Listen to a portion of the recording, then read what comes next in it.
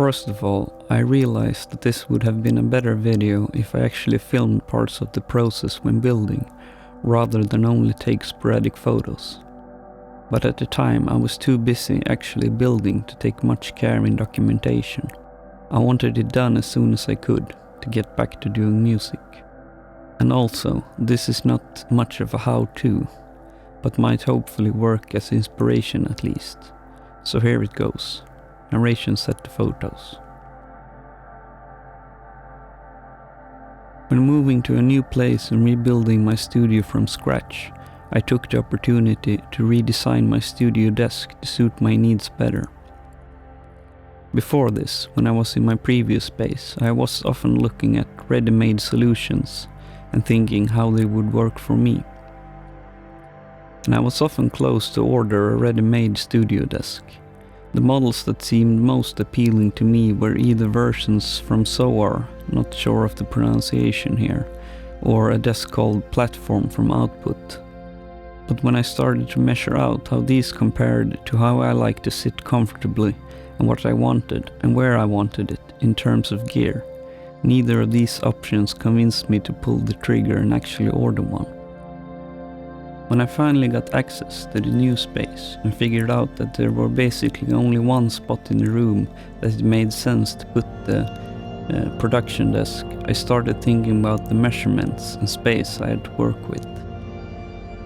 I made 2 sketches, one figuring out the height, depth and width of the desk, and one trying to figure out what size the material needed to be. At this point I was set on building the desk out of plywood. I wanted a slanting middle part for gear, synthesizers and whatever, both for ergonomic and acoustical reasons. Look up diffusion for the acoustical part. I think the ergonomic is sort of self-explanatory. I also left spaces for cable routing as well, which sort of changed from basic holes to more of a full-length space between the 3 different tabletops. When I was at work one day, I got some time over and with some cardboard and tape, I made a model desk 10 times smaller than what I wanted the final version to be. I pitched this idea to a carpenter I know, and he recommended me to do it in solid wood instead of plywood, so I went with his suggestion. I found that a local hardware wood shop had pieces of oak that were 2 meters long and 40 centimeters wide. These solid oak pieces were intended for shelves, I think, but suited my needs perfectly. So at this stage I actually left the starting blueprint and model behind in a sense, and only used them for the bigger picture, so to speak.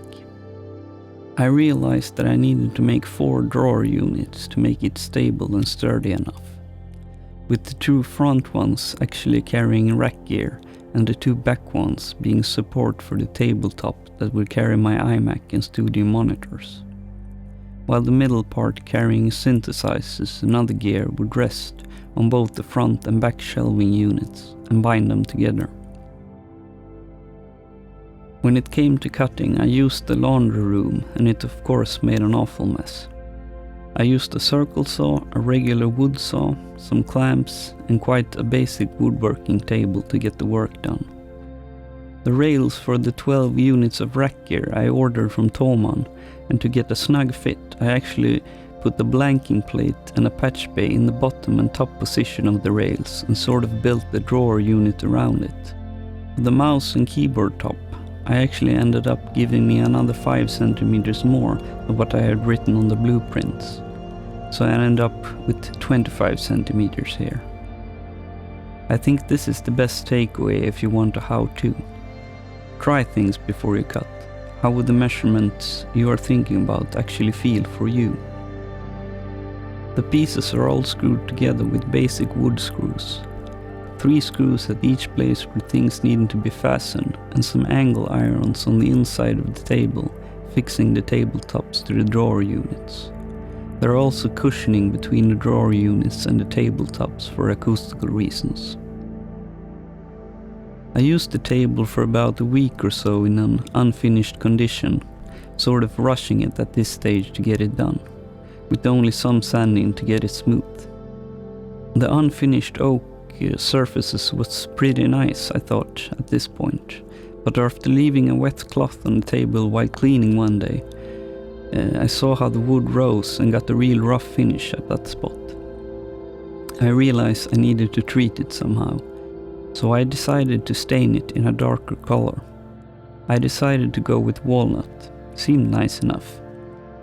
And after another talk with the carpenter I know, he told me about something called, directly translated from Swedish here, hard wax oil, and that it would be good at creating a resilient finish. I think it's usually used for floors. So after getting some cover cardboard underneath the table, I got to crawling around over and under it, staining and waxing the table. This is not a table you move without dismantling the tabletops from the shelving units, so I figured it would be easier to do it in place rather than trying to move it. I was very happy with the result of the finish. It gave it a much more luxurious feeling, and it feels like scratching and things of that nature won't be an issue in the future. The size of the desk suits my needs very well, and it ended up much more sturdy than I could have hoped for.